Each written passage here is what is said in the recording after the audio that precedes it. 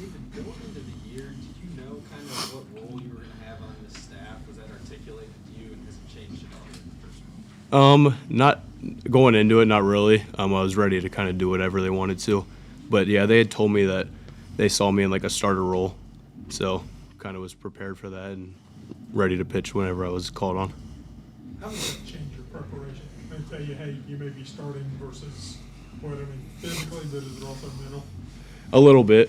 It's more just kind of stretching yourself out when leading up to the season, but everything besides that's the same.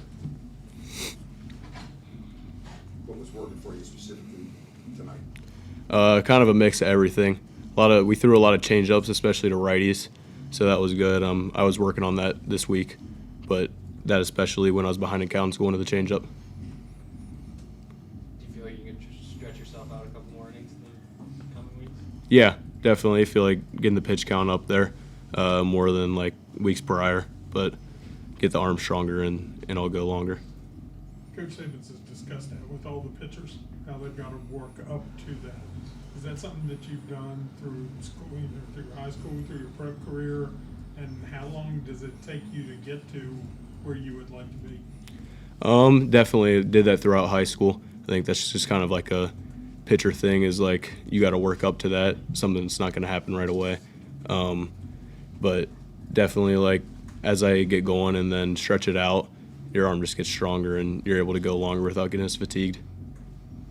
Chase, there was a play where you were fielding the ball to kind of a weird bounce and you were able to get it to Hussey in time. He made a really nice pick. Yep. What's it like having a target like him to throw to over at first? Oh, yeah, no doubt. He's one of the most athletic first basemen in the Big 12 and definitely the most athletic first baseman I've ever had to play and throw to. So, definitely nice. And, he bails us out more times than not, and definitely appreciative to have him over there, for sure.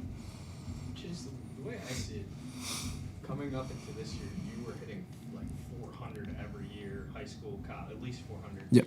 When you make the jump to D1 and you still have good numbers, but they're maybe not that high, like, is there a pressure to hit a certain number or to stay that high or anything like that? No, I mean, I'm not big on, looking at my average. I just try to do what's best for the team and, whenever they call upon my name to do a job, I try to do that. But obviously I try to do well, put up great numbers and, because that means I'm doing my job. But, making the adjustment to this has definitely been, a little bit of a challenge, but I'm working every single day to try to be the best baseball player I can be, for sure. And the coaching staff has definitely allowed me to do that, for sure. It takes through the home run at bat. What you saw, what you were looking for, and are you a hitter that looks for something or tries to just pick up things on the delivery? Yeah, no, me and Jimbro, our hitting guy, and Jed Jerko before the game were kind of discussing, certain things, and they actually told me to be on the fastball today. Definitely look for a heater, which that wasn't. That was a changeup. It was kind of just a changeup that popped out of the hand and kind of just put my nose on it, and I was a little out front and caught the barrel and was lucky enough to hit it out of the yard. So, I don't try to be a guy that, sits on anything. I think we kind of get in trouble hitting that way, but, just working every day and hitting's just chasing the best swing you can every day. So just trying to be consistent. David, this is a program that, especially over the last several years, has had young guys come in and be able to be productive right away. Was that something you were looking for when you were trying to pick the program you wanted to go to, and then when they told you at some point this offseason you were going to be a guy to start for WVU this year? What did that do to your psyche, to your mental state? Yeah, I mean, definitely this was always a place that I trusted the coaches, and whatever their plan was for me, it was somewhere that I thought I was going to develop a lot. So having the chance to go out there early as a freshman and start games is something that, like, it just furthers that trust in the coaches and confidence in myself. David, you're always trying to pitch effectively. Do you feel when you're playing one of these midweek games and then you have the rare Big 12 series starting Thursday, do you feel like an added incentive to throw a good game and go 4 or 5 innings in this one? A little bit, but not really.